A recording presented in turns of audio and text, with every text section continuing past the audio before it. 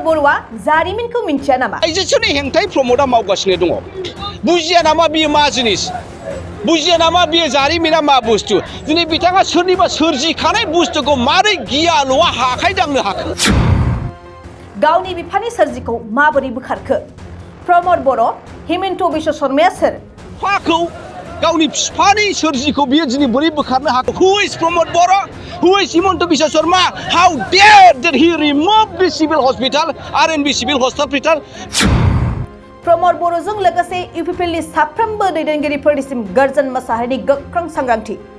Kokrajhar RNB देहा फाहामसालिनि operation थियेटारखौ बोखारनानै बेसरगाव मेडिकेलजों सरजाबनो नागिरनाया थारैनो बे समाव गुदुं थासारि जानो थांगासिनो।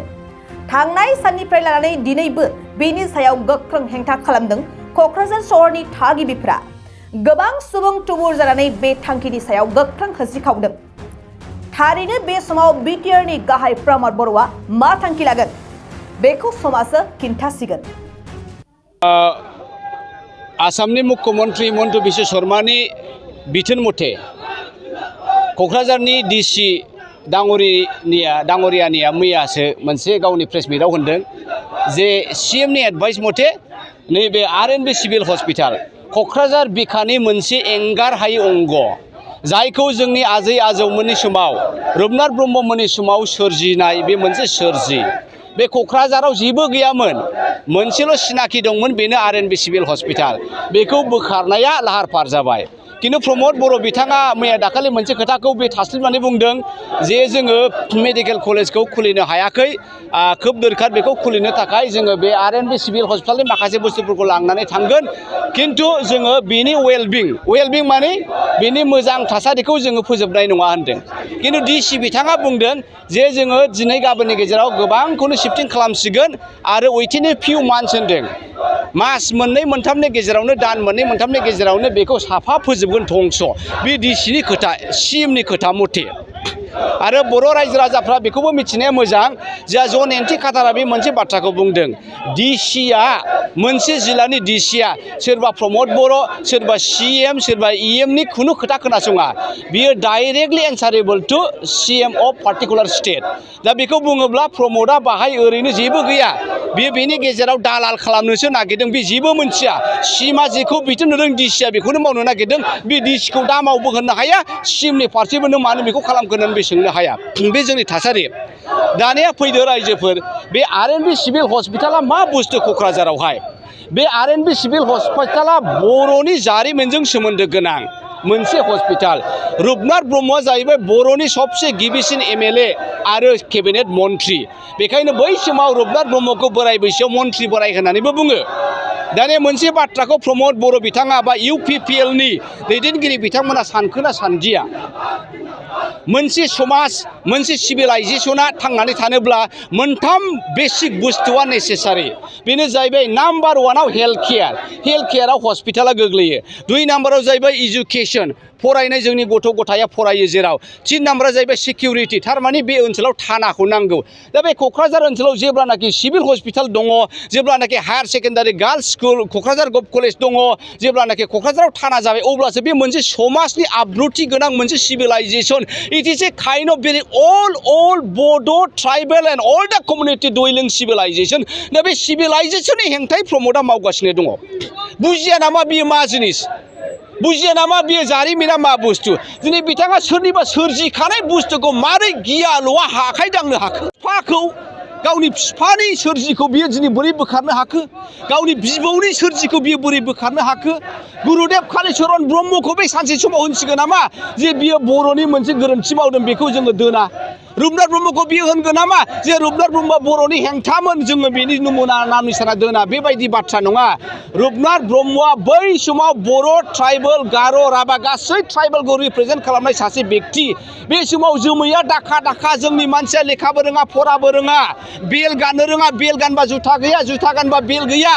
लंपेन्ट गानबा सेन्देल गैया बै समाव रुपनाथ ब्रह्मआ सासे लेखा गोरों खन्थाइगिरि रायथाइगिरि बै दाखा दाखा जोमैयाव जोंबाय थानाय मोनसे थरखि अलंबार दिनै बेबायदि अलंबारनि मोनसे नाम निशाना रुपनाथ ब्रह्म सिभिल हस्पिटालखौ हु इज Pramod Boro' who is Himanta Biswa Sarma how dare that he remove the civil hospital RNB civil hospital बियो मा जोंनि बिरोधि जायाखै नामा जारिमिननि बिरोधि हिमन्त बिश्व शर्माया बेनो BJP रायजोफोर आइ आफा नोंथांमोना सिरि जाहाद सिरि मोननांगौ BJPनि मोनसेल' खामानियानो जाहैबाय बिसोर ट्राइबेलनि हेंथा आरो खुनु ट्राइबेलनि नाम निशानाखौ BJPया दोना एक भाषा एक देश एक धर्म एक जाति दा बेनो होमबा बर'नि राव बर'नि सिनस्रि बे जाहैबाय रुपनाथ ब्रह्मआ बर'नि मोनसे जारिमिन दिनै बे जारिमिनखौ बोखारनाय लोगो लोगो मालाबा सोरखौबा बोखारगोन बेखायनो मैया आंनि बुंनायाव बुंदां जे बावैसोनो बे उपेन्द्रनाथ ब्रह्मनि मुसुखाखौ बोखारनानै प्रमोद बर'नि मुसुखाखौ होनो हागौ दा खोब दुखुनांथाव प्रमोद बर'जों लोगोसे UPPनि गासै दैदेनगिरिफोरखौ आङो सखियाव होदों आङो सांग्रांथि होदों नोंथांमोना सान मा UPPआव प्रमोद बर'ल' नामा बे सोरथो जाखो उरुबदिया बिहा मा सेन्टिमेन्ट दङ जोंनि थागिबिफोरनि बियो मा मिथिगौ बे रुपनाथ ब्रह्मनि जारिमिनखौलाय सोरनिबा सोरजिखौ मानो बोखारनांगौ जाखो दा बेखायनो नोंथांमोना इमिडियेटलि UPPनि दैदेनगिरिफोरा एग्जिकिउटिभ जिरायना एग्जिकिउटिभ जिरायो नोंथांमोना इमिडियेटलि जिरायनानै जा माल माथा सम्पति लांबाय बे मेडिकेल कलेजाव लासिंसिं मेडिकेल कलेजा दिनैबो खुलियाखैयानो इनागुरेसननि हुआ नाय आजिलैखे मा खालामनो नागिरखो बेलाय दा बिराद गाज्रि जादों आरो बियो जोंनि सेन्टिमेन्टखौ दांनाय जादों मोनसे धैर्यनि लिमिट थायो मानसि हारिया दा बिराद नै स' कर्मिफोर बिथांमोना दङ बे ओनसोलनि बाहायनो बसबास खालामनो खाथि खाला रुपनाथ ब्रह्म सिभिल हस्पिटालखौ बोखारनाय माने बे क'क्राझारनि मोनसे अंग जिअ'ग्राफिखौ डिलेट खालामनाय जागोन आरो मा बिनि सेर सेर गभ कलेज दङ बिनि सेर सेर जोंनि हायार सेकेन्डारि गार्ल्स स्कुल दङ बिनि सेर सेर उमुक दङ फाइनान्स दङ बिनि नक्सानिफ्राय बोखारनाय माने बे कमप्लिटलि गोदान मोनसे सेप बोरै लाजिया बोरै गियाल'ना प्रमोदआ बिजनेसखौ मावनो हाखो गाव सोरजिदोंमोन नामा दिनै बेखौ बे फैनानै बोखारनो लाजिया नामा बे सोंनांगोन ना बिदि थागिबिफोर दङ डक्टर मंगल सिं हाज'वारि बिथांमोना दाबो थैयाखै गोथाङैनो दङ कमिउनिटिनिफ्राय दङ मारवारि कमिउनिटिनिफ्राय दङ बर' कमिउनिटि गासैबो कमिउनिटिनिफ्राय दङ बिथांमोनजों रायलायोना बिथांमोना मा बुङो हु इज रुपनाथ ब्रह्म दे विल टेल इउ मिस्टार प्रमोद बर' सोरो रुपनाथ ब्रह्म बिथांमोना बुंगोन नों बेखौ दांनो समाया लासिं सिं लाजि गैयै नोंनि बिबारखौ रुपनाथ ब्रह्मनो नाङा प्रमोद बर' नोंनि बिबारखौ नाङा बुंगौमानि लावगौ गोसोआव बिराद गाबनाय मोन्दों बेबायदि जानला मेला मावनो हामा जायखौ आङो सोरजिनो रोङाखै जायखौ आङो मावनो रोङाखै आं मानो बेखौ सिफायनो दे प्रमोद बर'आ जायखौ इस्टाब्लिस खालामाखै मानो सिफायनो बे सिफायनायसो जादों रायजोफोर बे सिफायनायसो जादों बुजियाखै माबा होनदोंलायनो ইয়াত बेसि ঠাই নাই गारि पार्किं কৰিবলৈ उमुक पार्किं কৰিবলৈ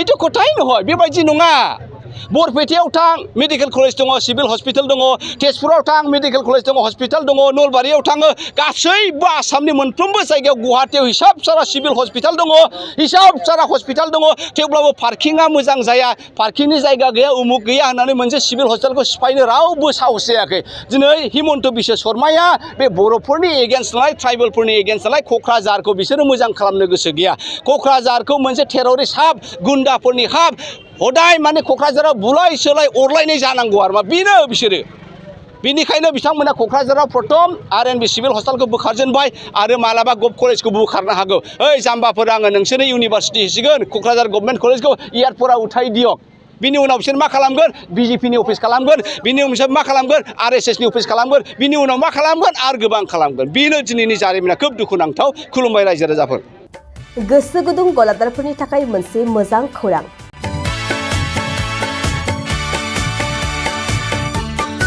अदालगुरिनि रौता सारियालियाव खुंनो लानाय मिरु एबसुनि 50 बोसोरसालिया जथुमायाव एग्जिबिशननि थाखाय गलादारफोरनिसिम जर'खा फोसावनाय